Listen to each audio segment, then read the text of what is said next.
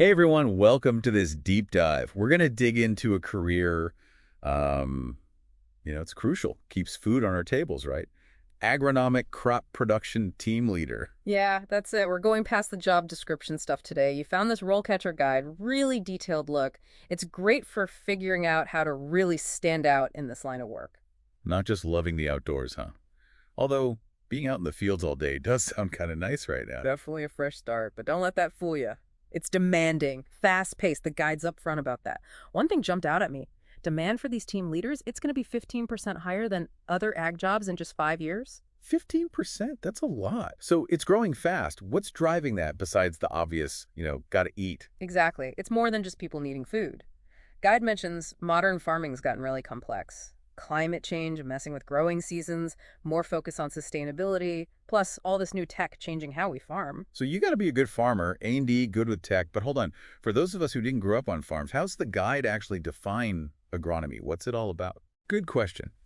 Basically, it's the science behind soil and crops, how to manage them, understanding how soil health, nutrients, weather, all that work together to get the most food while keeping things eco-friendly. Like you're conducting an orchestra, but it's soil and seeds instead of instruments. Exactly. And that's where the team leader comes in. They're the conductor. So, not just walking through fields, but actually running things. What's a typical day like for someone doing this? Early start. Probably meeting your team out in the field, going over the day's work. Could be planting, irrigation, checking for pests, all sorts. So, it's not a desk job, you're right there in it. Absolutely. And here's the thing, the guide stresses this. The best team leaders, they're hands-on too, not just telling people what to do.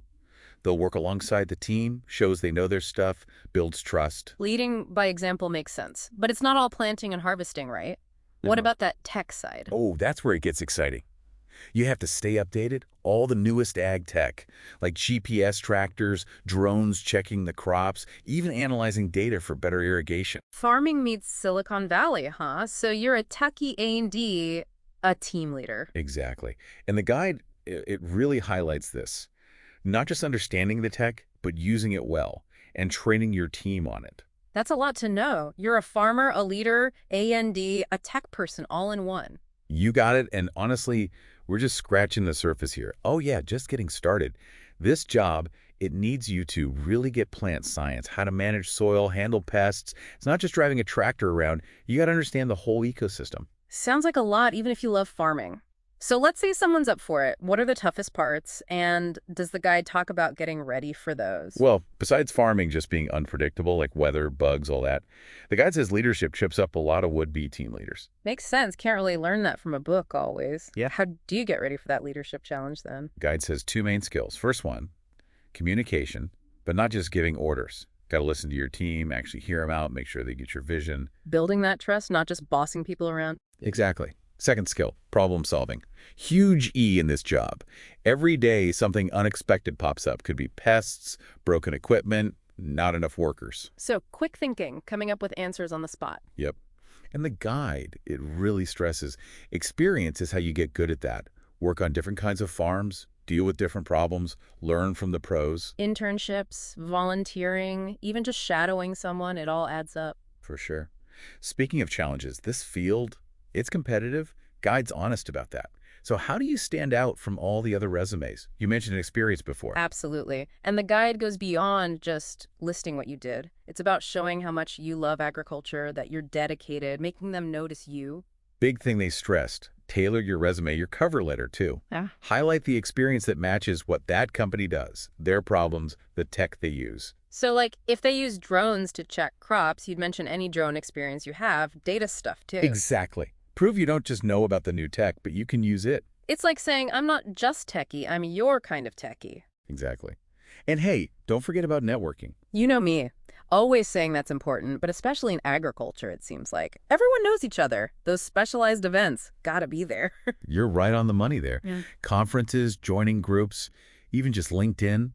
Build those connections, stay in the loop. Shows you're serious about the industry, not just looking for any old job. Speaking of which, the guy did get into the money side of things too. Okay, let's be real. Is this a job where you can make good money? Depends, experience, where you are, what kind of farm, how big.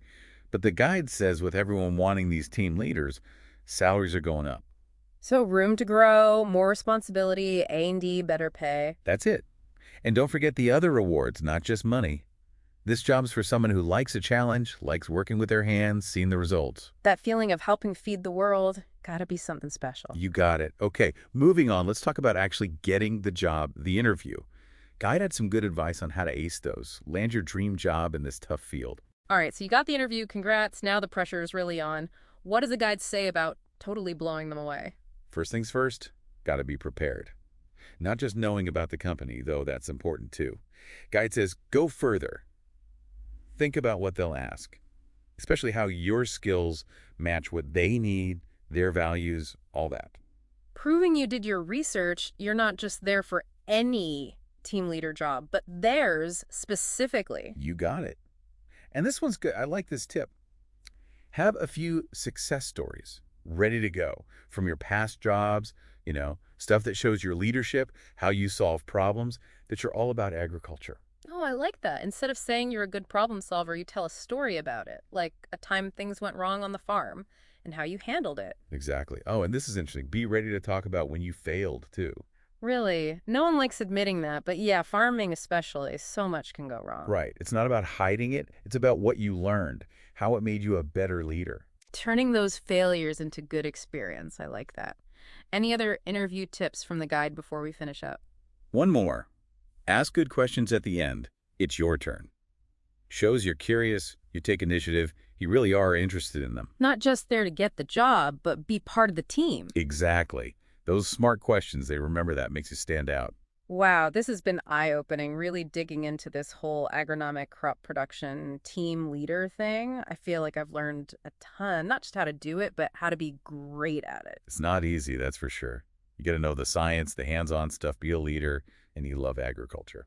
And for anyone listening who's thinking about this path, RoleCatcher's guide is the place to go. It's got so much more in there, really good advice to help you build an awesome career in this field. Couldn't agree more. Great resource if you're ready to get your hands dirty, so to speak. And on that note, we'll wrap up this deep dive. Keep those minds curious out there, and we'll see you next time.